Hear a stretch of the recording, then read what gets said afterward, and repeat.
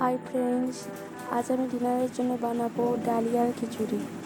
খুব হেলদি একটি খাবার। এটা বানানোর জন্য প্রথমে প্রেসার কুকারে তেল দিয়ে দেব। এরপর প্রেসারের তেলটা গরম হলে এর মধ্যে জিরে ফোড়ন দিয়ে দেব। জিরেটা ভাজা হয়ে গেলে এর মধ্যে কেটে রাখা সমস্ত সবজি, আলু, পটল, গাজর দিয়ে দেব।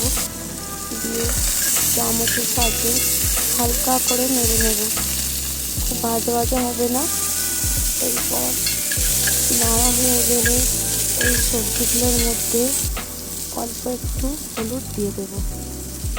হলুদ দিয়ে নাড়া হয়ে গেলে এই সবজির মধ্যে একটু নুন দিয়ে দেব। নুন দিয়ে আবারও একবার নাড়ব। চামচের সাহায্যে একবার নেড়ে নেওয়ার পর অল্প করে এই আগে থেকে ধুয়ে রাখা ডালিয়াটা ছিল সেটা আমরা ঢেলে দেব। তারপরে ডালটা যে ধুয়ে রেখেছিলাম সেটাকেও দিয়ে দেব। দিয়ে একটু চামচের সাহায্যে নেড়ে নেব।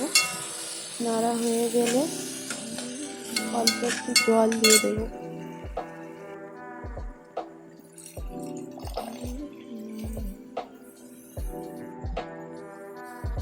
জলটা একটু কম পড়েছিল, তাই জন্য আর একটু জল দিয়ে দিলাম। এরপর একটু স্বাদের জন্য একটু বাতাসা দিয়ে দেবো, যাতে আমাদের অ্যাসিডের সমস্যা যাতে না হয়। তার জন্য দেখুন প্রেসারে আমি বসিয়ে দিয়েছি খিচুড়িটা। দেখুন খিচুড়িটা আমার হয়ে গেছে। কত সুন্দর খিচুড়ি হয়েছে, খুবই হেলদি আর হালকা একটি খাবার।